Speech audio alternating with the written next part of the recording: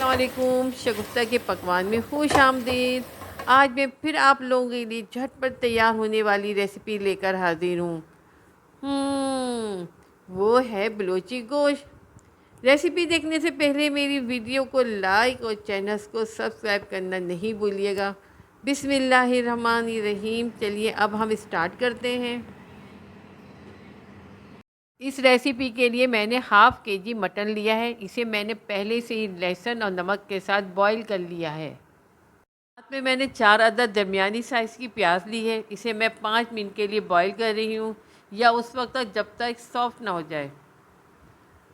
Boil होने के बाद मैं इन्हें ग्राइंड करके पेस्ट बना लूँगी।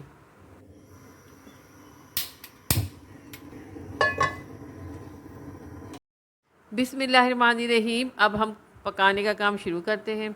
सबसे पहले मैंने कढ़ाई में 1 कप कुकिंग ऑयल लिया है। इसमें मैं 3 टेबलस्पून लहसुन अदरक का पेस्ट शामिल कर रही हूँ और इसे हम अच्छी तरह से फ्राई कर लेंगे।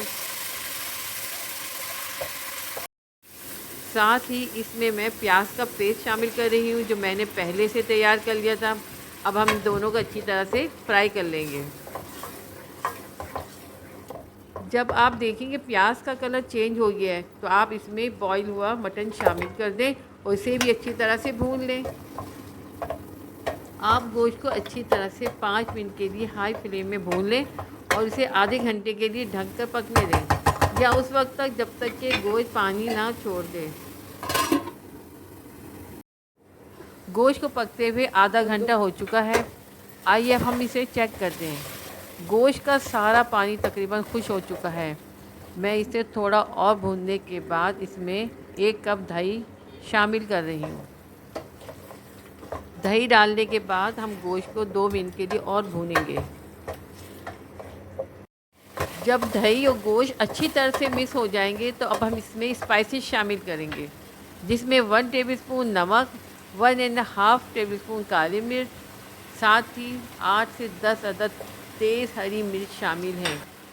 अब हमें इन सबको अच्छी तरह से मिक्स कर लेना है।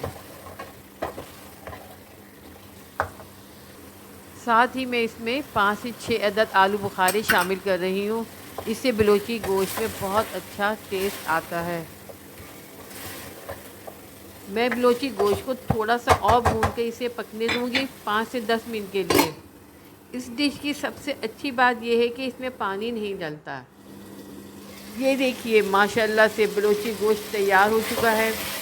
आप देख सकते हैं इसका कितना अच्छा कलर आया है, और इससे भी ज़्यादा अच्छी इसमें से खुशबू आ रही है। आइए अब हम बलोची गोश्त को डिश आउट करते हैं। सर्व करने से पहले आप बलोची गोश्त को हरा धनिया और बारीक कटी हुई अदरक से गार्निश करें।